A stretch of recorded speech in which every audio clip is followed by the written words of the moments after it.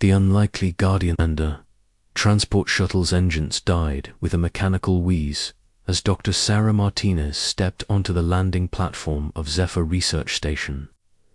The facility hung suspended above the canopy of Kepler-4 for 2b's crystal forests, its bioluminescent trees casting an ethereal glow in the planet's perpetual twilight.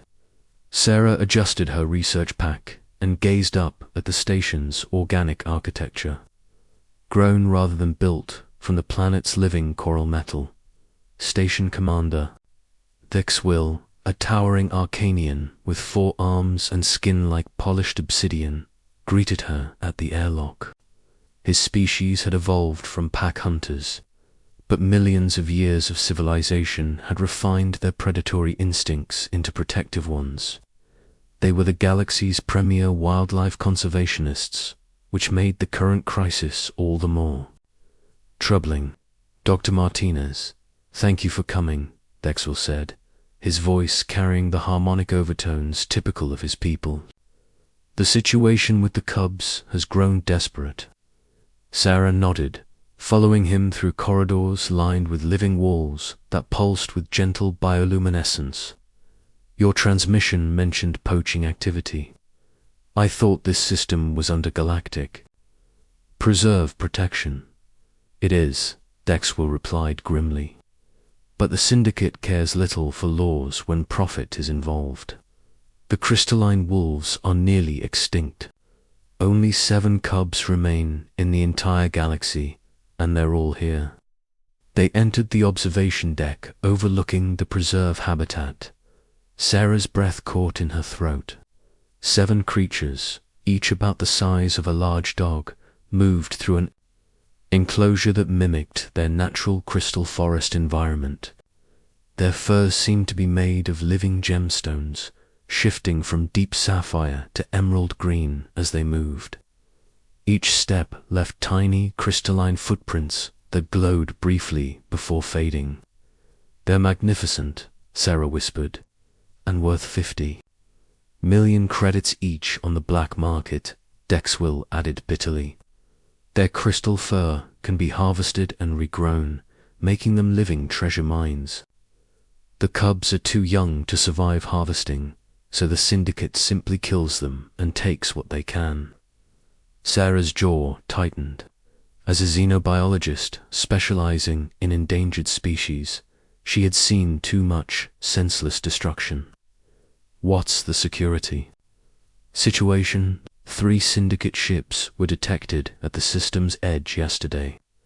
We've requested military support, but the nearest patrol won't arrive for 6 days. My staff, he paused, clearly troubled. They're scientists, not soldiers. When the attack comes, I've ordered them to evacuate. And the cubs, the transport pods, can't support their unique atmospheric needs. They'd die during evacuation. Someone has to stay. He looked at her directly. The council suggested you might be willing. Sarah stared down at the cubs. One of them, slightly larger than the others, with silver-tipped fur, looked up at her. For a moment, their eyes met through the transparent barrier. The cub tilted its head, and Sarah could swear she saw intelligence there, awareness that went beyond simple animal instinct. I'll stay, she said simply. Dexwill's spur arms moved in a gesture of respect. I hoped you would say that, though I fear what it might mean for you. Humans are ... fragile compared to most species. No offense intended, none taken. But humans have one advantage that most species seem to underestimate, which is, Sarah smiled grimly, we're too stubborn to know when we're beaten. The attack came 18 hours later.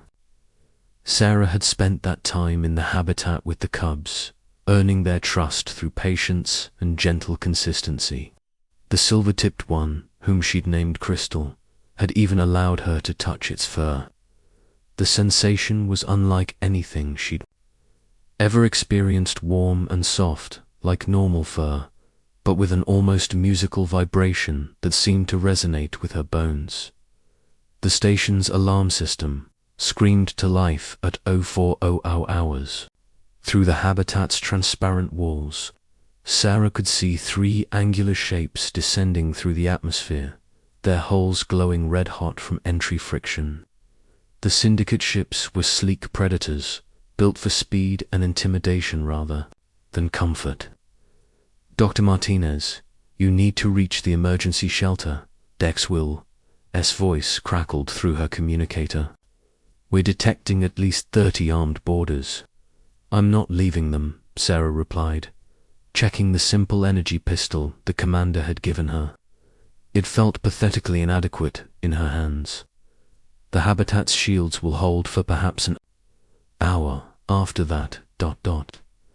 The transmission cut off as the first Syndicate ship landed on the main platform.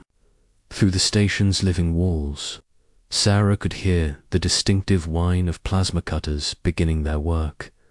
The cubs huddled together in the center of their habitat, their crystal fur dimming to a protective gray-black. They could sense the danger, their evolutionary memories screaming warnings about predators. But something had changed in the past day. Instead of scattering as their instincts demanded, they moved closer to Sarah. The human scientist knelt among them, her presence somehow calming their panic. "I know you're scared," she whispered, her voice steady despite the chaos erupting around them. "But I promise you, they won't hurt you while I'm here." Crystal pressed against her side, and Sarah felt that strange musical vibration again, but stronger now. The other cubs joined them, forming a circle with Sarah at the center. Their combined harmonics created a sound like wind chimes in a gentle breeze. The first breach came 20 minutes later. The habitat's emergency shields flickered and died as power was diverted to more critical systems.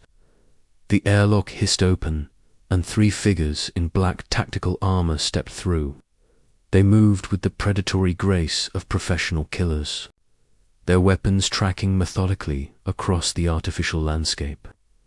There, the lead figure pointed at the cluster of cubs and their human guardian. "Stun the human, cage the cubs. Command wants them alive for now." Sarah stood slowly, placing herself between the intruders and the cubs. The energy pistol felt heavy in her hands. She had never fired a weapon at another sentient being, never wanted to. But as she looked at these creatures who saw magnificent, intelligent life as nothing more than profit margins, something cold and hard settled in her chest. "You're trespassing in a protected preserve," she called out, proud that her voice didn't shake.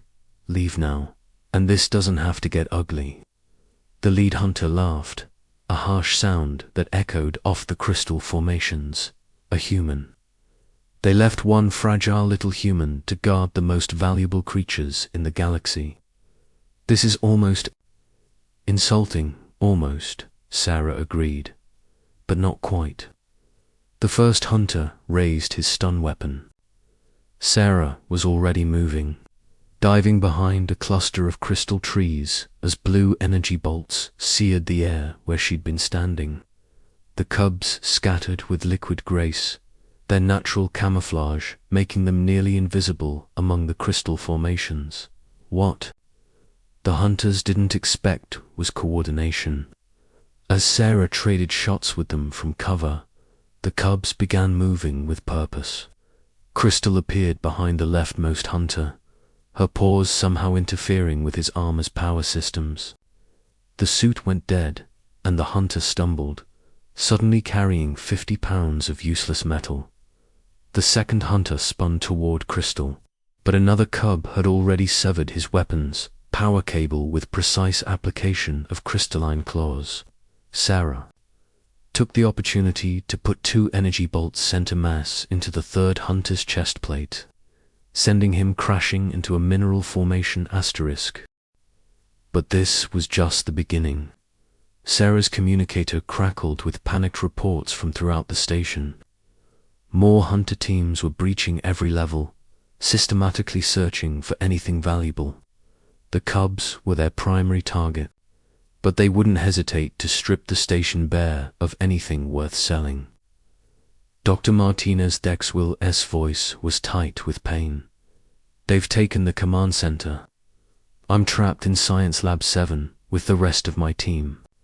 The hunters have override codes somehow. They're shutting down life support section by section, forcing us into smaller areas." Sarah looked at the cubs, who had regrouped around her. 7 pairs of crystal-bright eyes stared back, filled with an intelligence that no one had given them credit for. They had just helped her fight off the first wave, showing tactical awareness that shouldn't have been possible for their species. "Can you get to the main power core?" she asked Vexwell. "Negative. Too many hunters between here and there." "Why?" Sarah smiled grimly. "Because I think our cubs here just taught me something about teamwork. Can you access the station's internal sensors from your position?" "Limited access, yes." "Then guide us. We're going hunting." What followed became the stuff of legend in Xenobi circles. A human scientist and 7 juvenile crystalline wolves moved through Zephyr Station, like shadows made of determination and crystal fire.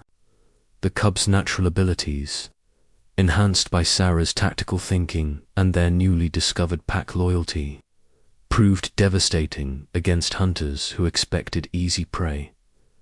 Crystal could interfere with electronic systems simply by touching them. Her crystalline fur creating electromagnetic pulses that fried circuits. 2 other cubs, whom Sarah had named Sapphire and Ember, could perfectly mimic the station's bioluminescent patterns, becoming nearly invisible.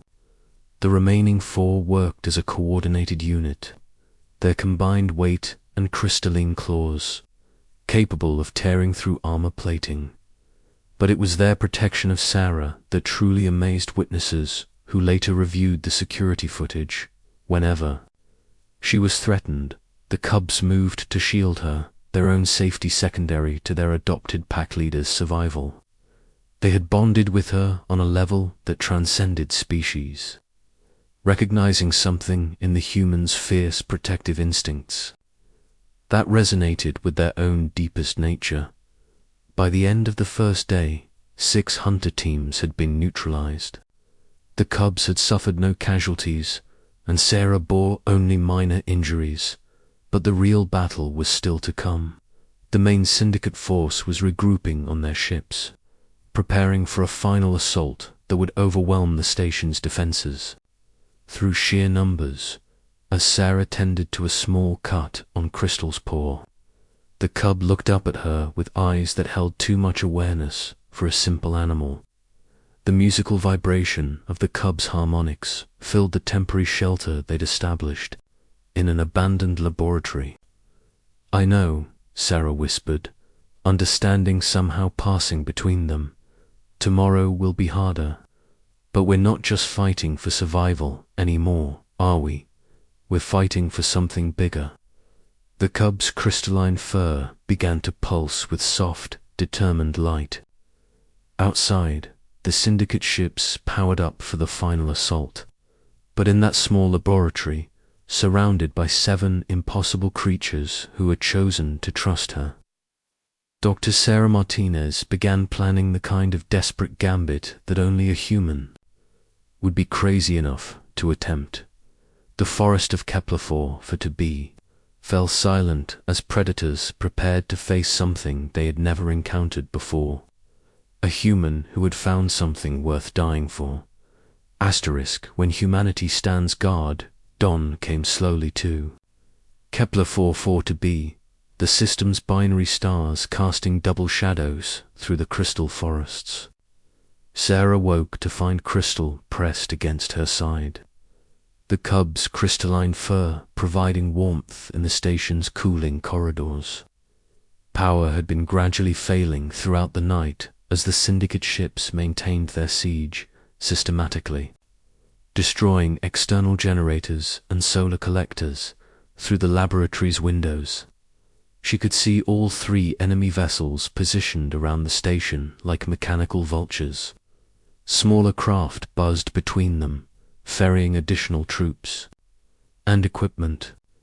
Intelligence reports suggested nearly 100 hunters were preparing for the final assault.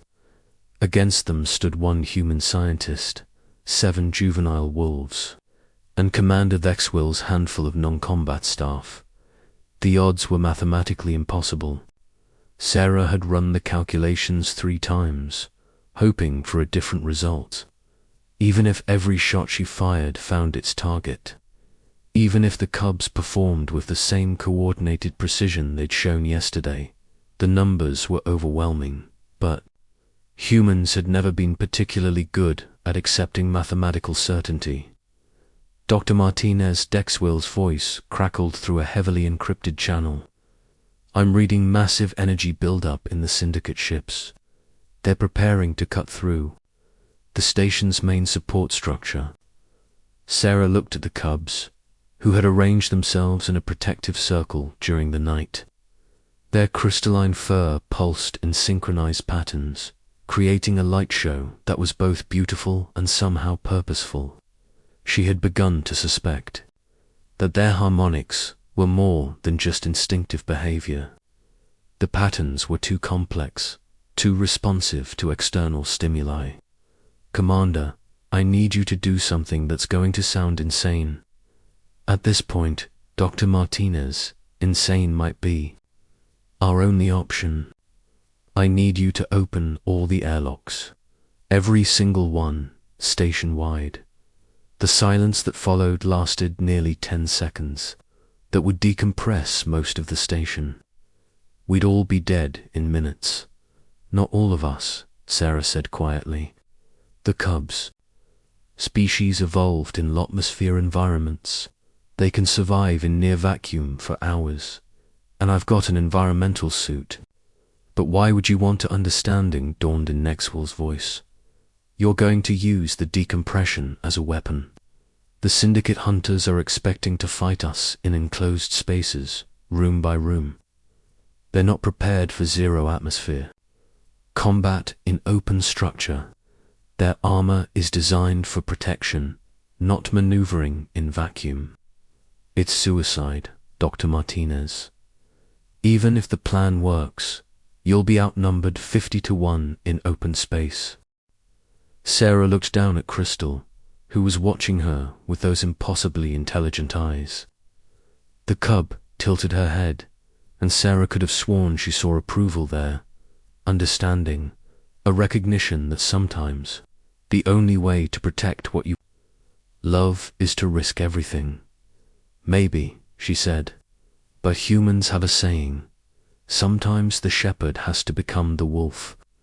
The first phase of Sarah's plan began 30 minutes later.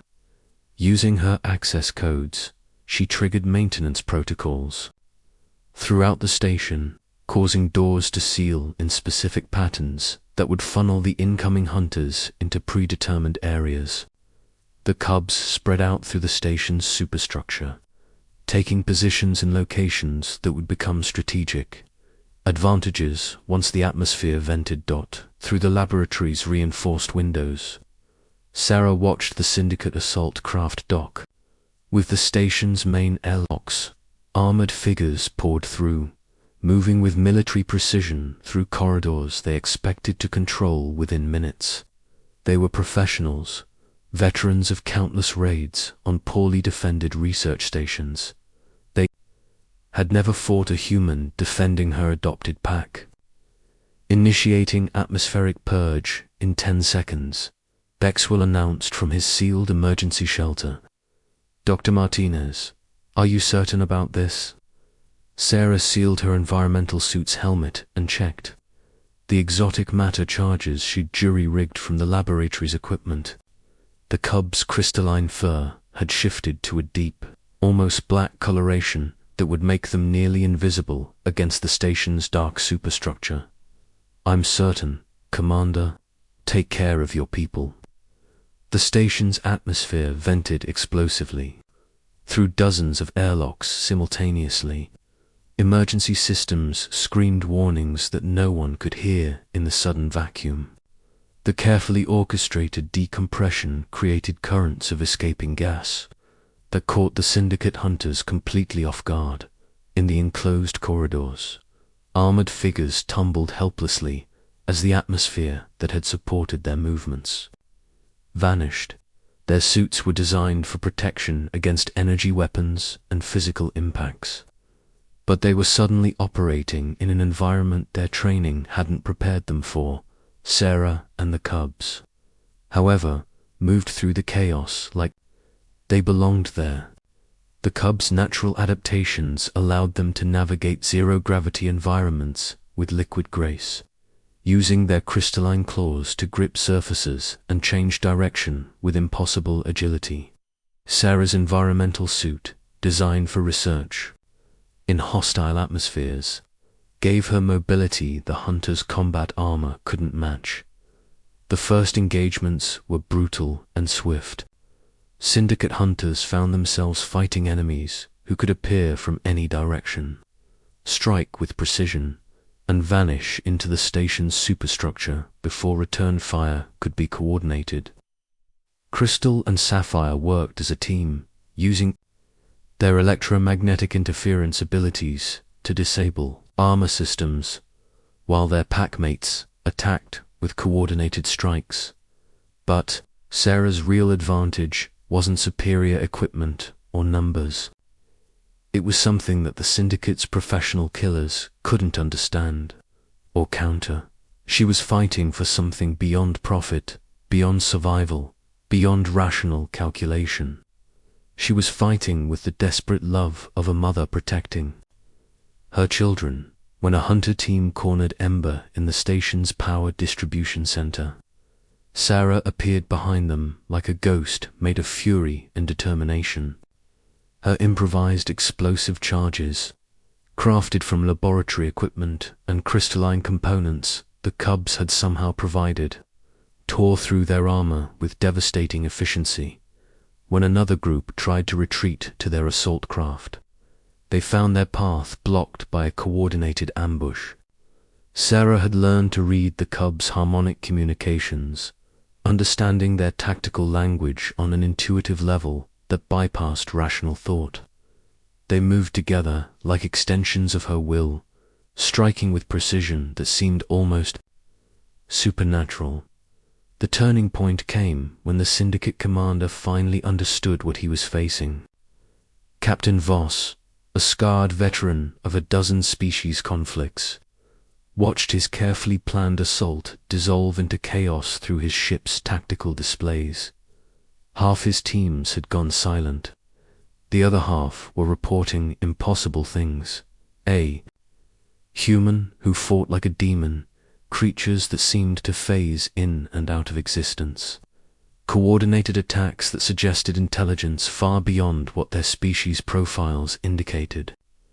"Pull back all teams," he ordered. "We're going to glass the entire station from orbit." But Sarah had anticipated this possibility. Using the Cubs' unique abilities and her own desperate ingenuity, she had been modifying the station's defensive systems throughout the battle. The facility's research equipment, originally designed for studying crystalline structures, had been repurposed into something far more dangerous. When the Syndicate ships opened fire with their main batteries, they expected to find a defenseless research station. Instead, they encountered an energy field generated by 7 juvenile crystalline wolves, working in perfect harmony with modified scientific equipment. The Cubs had positioned themselves throughout the station's superstructure, their crystalline fur creating a resonance network that amplified and focused the defensive screens. Their combined harmonics, guided by Sarah's understanding of both human engineering and wolfpack dynamics, created a barrier that turned the Syndicate's own weapons against them. Energy beams, designed to cut through reinforced hull plating, were reflected refracted, and redirected back at their sources. The lead Syndicate ship found its port batteries destroyed by its own weapons fire. The second ship's main reactor began overloading as reflected energy surges overwhelmed its power systems. Captain Voss stared at his tactical displays in disbelief. How is this possible? They're just cubs. They're supposed to be mindless animals. His tactical officer, a cybernetically enhanced human who had sold his conscience long ago, shook his head. Sir, the energy patterns we're reading, they're not random. There's intelligence behind this defense. Coordination that shouldn't be possible. Through the chaos of battle, Sarah stood in the station's central hub, her hands moving across control systems while 7 crystalline forms maintained their positions throughout the superstructure. She could feel their harmonics resonating through her bones, their trust and determination flowing through connections that transcended species, barriers. Crystal had moved to the position nearest Sarah, her silver-tipped fur blazing with energy. That seemed to bridge the gap between organic life and pure technology. When their eyes met across the chamber, Sarah understood that something fundamental had changed. The cubs weren't just following her lead anymore. They had become something new, something that had never existed before in the galaxy. They had become a pack that included a human. The final assault came as the remaining Syndicate ships made a desperate attempt to board the station before their failing systems left them helpless. Hunter teams in emergency gear launched themselves across open space, hoping to reach the facility before the Cubs' defensive network could stop them. They were met by Sarah and her pack moving through the station's external structure like they were born to fight in vacuum. The Cubs' ability to survive in near-airless environments, combined with Sarah's environmental suit and their perfect coordination, made them nearly invincible in open space combat. But the most remarkable moment came when Crystal, separated from the pack by an explosion that damaged the station's superstructure, faced 5 hunters alone. Instead of fleeing as her species' instincts demanded, she took a protective stance. In front of the laboratory where Sarah had first earned her trust, the cub's crystalline fur blazed with light as she sang a harmonic challenge that could be felt through the station's metal bones. It was a sound that spoke of loyalty transcending survival, of pack bonds that included creatures never meant to understand each other. The hunters hesitated, and in that moment of uncertainty, Sarah appeared behind them like an avenging angel. Her weapon fire was precise and devastating, but it was the sight of her moving to protect Crystal that truly unnerved the professional killers. They had seen interspecies cooperation before, but never bonds so profound that death was preferable to abandonment. When the last hunter fell, silence returned to Zephyr Station. The surviving Syndicate ships, their systems failing and their crews decimated, began a limping retreat toward the system's edge. They would carry news of this day to others who traded in sentient life, a warning that some treasures came with guardians who couldn't be bought, intimidated, or defeated. In the station's central hub, Sarah collapsed against a control console, her environmental suit's power finally failing after hours of continuous operation. The cubs gathered around her, their crystalline fur dim with exhaustion, but their eyes bright with something that looked very much like pride. Crystal pressed against Sarah's side, and the human scientist felt that familiar musical vibration. But this time, she understood it completely. It wasn't just communication or comfort. It was recognition, pack song, the acknowledgement that family could transcend species, that protection was worth any sacrifice, and that sometimes the greatest strength came from standing together when the odds were impossible.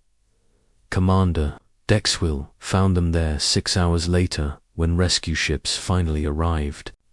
7 crystalline cubs arranged in a protective circle around one human who had somehow convinced an entire species to trust in humanity's greatest strength, the absolute refusal to abandon those we've chosen to protect. The cubs would go on to establish the first interspecies pact bonds in recorded history. Sarah would become the galaxy's leading expert on cross-species communication and cooperation. The Syndicate would add human-protected preserves to their list of targets too dangerous to approach. But in that moment, in the quiet aftermath of an impossible victory, they were simply what they had chosen to become: family. Asterisk.